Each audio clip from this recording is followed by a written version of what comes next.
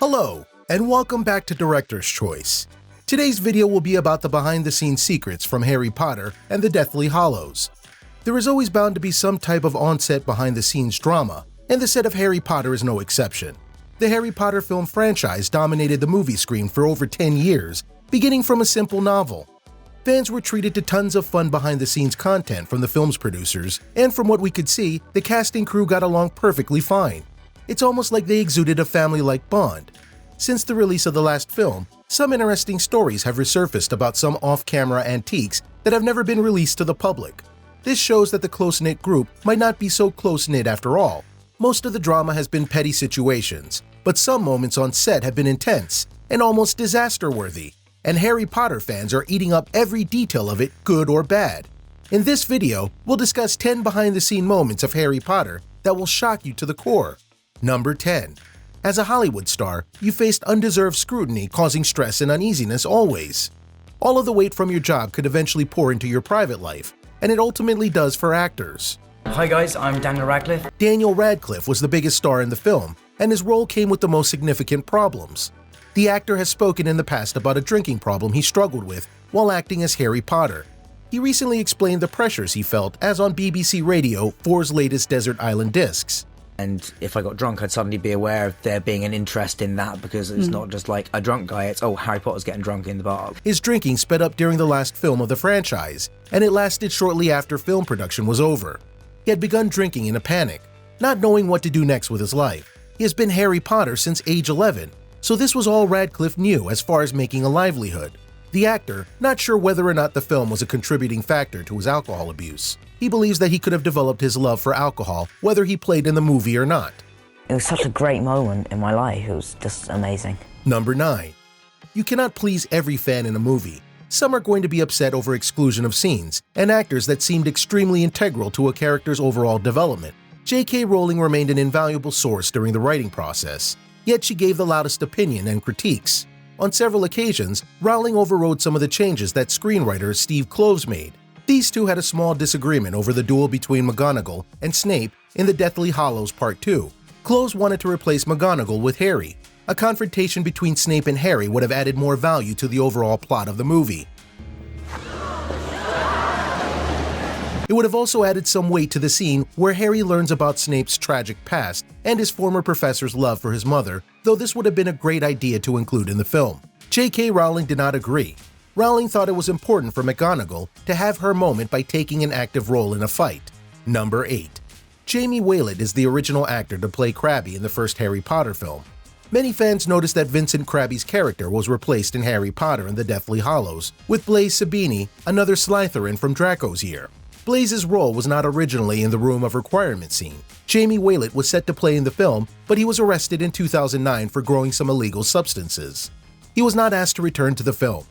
Bloody hell. Jamie Waylett was arrested in 2011 for stealing from a supermarket during the London riots. The actor is equally as troubled as his on-screen character. It's almost a shame. He had potential. Number 7. Helena Bonham Carter is known to completely immerse herself into a role, notably her more off-the-wall roles. While there have been some casting issues during the production of Harry Potter, none of them included the casting of Bonham Carter as the Mad Bellatrix Lestrange. She's got obviously a personality disorder. The actress took things a little too far by accidentally perforating Matthew Lewis's eardrum. In the scene, she was threatening Neville with her wand and was using it to tease his eardrum. When she slightly stuck the wand in his ear, he leaned in, causing the wand to puncture his ear slightly. Lewis was so nice that he didn't tell her the severity of his injury. Number 6. According to Jason Isaacs, Alan Rickman was a pro at stealing items from the on-set stage. I'm in the same position as everybody else. You know, I would read the books as they came out and think, oh, right, okay. On the first day of shooting on the Gringotts set, Rickman took a ton of coins from the Goblin Bank without having an individual reaction to the actor's theft. Not a single person said or did anything about it. Maybe they didn't notice. Following in Rickman's shoes was Jason Isaacs, another actor on the set of Harry Potter. Isaacs' eyes were set on a copy of the Daily Prophet. It was one of the thousands of prints available on the movie set as it approaches to the director David Yates and asked if he could take one of the copies of the Prophet home. But as Jason Isaacs was leaving the studio with the Prophet in his bag, asked workers that Yates wanted back. This was a rather embarrassing moment for the actor, especially because he didn't take anything. Maybe he should have taken the profit without asking, just like Rickman. Number 5. British actors play Americans all the time, but Americans rarely play British characters. Warner Brothers Studio Tour London. The making of Harry Potter. When thinking about the cast for Harry Potter, the people involved in the film initially wanted to select an alias cast, which included Robin Williams playing Hagrid. Everyone thought you were dead. Well-known American actors are known to bring in more revenue to films that are expected to be significant. Once again, J.K. Rowling was adamant about keeping the cast primarily British. So still, until this day, Robbie Coltrane, for many, is the perfect Hagrid. Though it would have been entertaining, maybe it is good to include big actors like Robin Williams in the film. The plot of Harry Potter can carry itself. The film doesn't need A-list actors or American actors to make it better, and Rowling fought this concept to the end. Liam Aiken was initially the first pick to play Harry, but the role was meant for Radcliffe. Number 4. We're so annoying. When you're filming with children, you can't expect them to keep their hands off your stuff. But this is painful for a revered thespian like Alan Rickman. In The Goblet of Fire, Rupert Grint and Matthew Lewis were in one of Rick's oldest cars and managed to spill a milkshake while inside. Sometime after the incident, he bought a new BMW and banned Grint and Lewis from coming within 5 meters of his new vehicle. He feared that the young actors were repeat offenders of their original crime.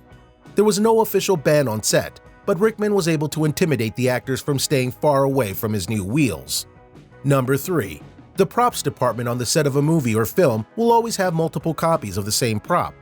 This goes for costumes also. Anything could happen on set, and it's not hard for things to become damaged over time. Daniel Radcliffe was Exhibit A in this experiment because he was continually damaging on-set props for the film. He went through 160 pairs of glasses and 80 wands. The behind-the-scenes footage showed how this was possible. Radcliffe was rather fidgety and liked to use his wand as a drumstick. He would tap his wand continuously on several surfaces to satisfy his needs to be moving at all times. Luckily, the props department always had extras ready. And that's the Elder Wand. Most powerful wand in the world. Number 2. During the film for the Chamber of Secrets, there was a lice outbreak, and it spread to cast members, both young and old.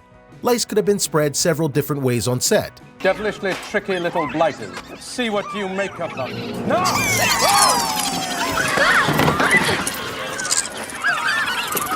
It could have been spread by direct contact, using the same comb, or similar tools being used in the makeup department. We don't know who was the first carrier to bring the lice on set, but we do know that someone was unknowingly spreading the parasite. It is not clear how many people on cast were infected with lice. Production eventually came to a halt during the outbreak until the parasite issue was resolved. Number 1. One of the greatest behind-the-scenes stories from Harry Potter involves Alfonso Cuarón, the director of The Prisoner of Azkaban. He asked the Mann trio, Daniel, Emma, and Rupert, to write an essay describing their characters. I'll be in my bedroom, making no noise and pretending that I don't exist. This is meant to help actors better understand roles and give insight useful for filming. Emma wrote a 16-page essay, Daniel wrote 1 page, and Rupert didn't write anything. His reasoning for this is because the real Ron would blow the assignment off completely. These young actors had a complete understanding of their respective characters, and this proves this even more. Are there any juicy behind-the-scene details I missed in this video? Let me know in the comments below.